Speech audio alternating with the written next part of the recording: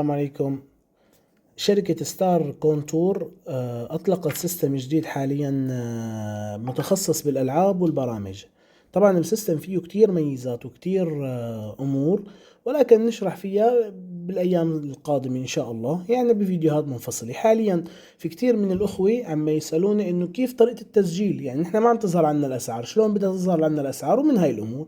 فهذا الفيديو فقط متخصص بطريقة التسجيل بسيستم ستار ستوري، تابع لشركة ستار تكنو اللي هي متخصصة بأمور الكونتور والتوركسل والأمور الرصيد، يعني التحويل الرصيد وهي الأمور.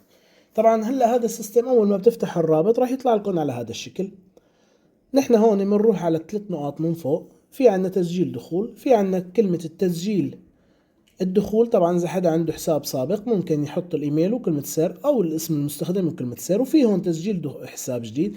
طبعا هون تسجيل حساب جديد بيطلب منك معلومات، نحن بنختصر هاي الأمور. بإمكانك تدخل هون المعلومات، ولكن نحن بدنا نختصر هاي الأمور ونسجل عن طريق الجوجل.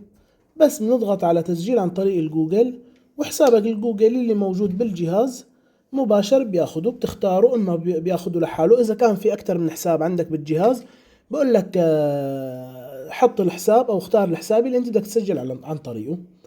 طبعا البلد، نحن هون مثلا بنختار الدولة اللي انت موجود فيها. انا مثلا موجود بتركيا، نختار تركيا. الهاتف طبعا تختار اي دولة بالعالم، يعني بامكانك في طرق دفع لجميع دول العالم.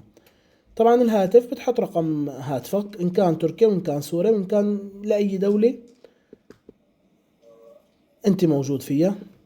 انا طبعا راح احط رقم تليفوني 5362 3336.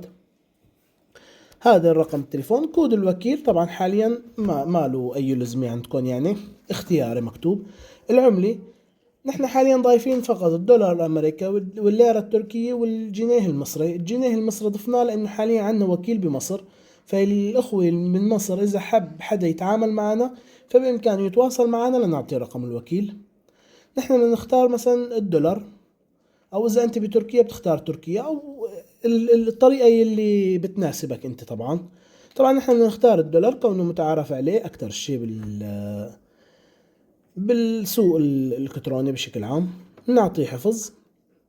هلا هون من دخلنا على السيستم. هلا كبداية اول شيء بيجي عندكم شيء اسمه رقم حساب. هلا هذا الحساب رقمه 1721. طبعا الاسم اوتوماتيك بياخده من الجوجل، بامكانكم بالايام او فورا مباشرة تعدلوا عن طريق الاسم، عن طريق الخيارات اللي موجودة هون. بامكانكم تعدلوا. طبعا هذا الشيء الايميل بنحسن بنعدل عليه ولكن من عنا فقط. اسم المستخدم كمان بنحسن بنعدل عليه، والرقم كمان بنحسن بنعدل عليه ولكن فقط عن طريق الادارة. انت بس بامكانك تغير الاسم اللي بيظهر عندك من فوق.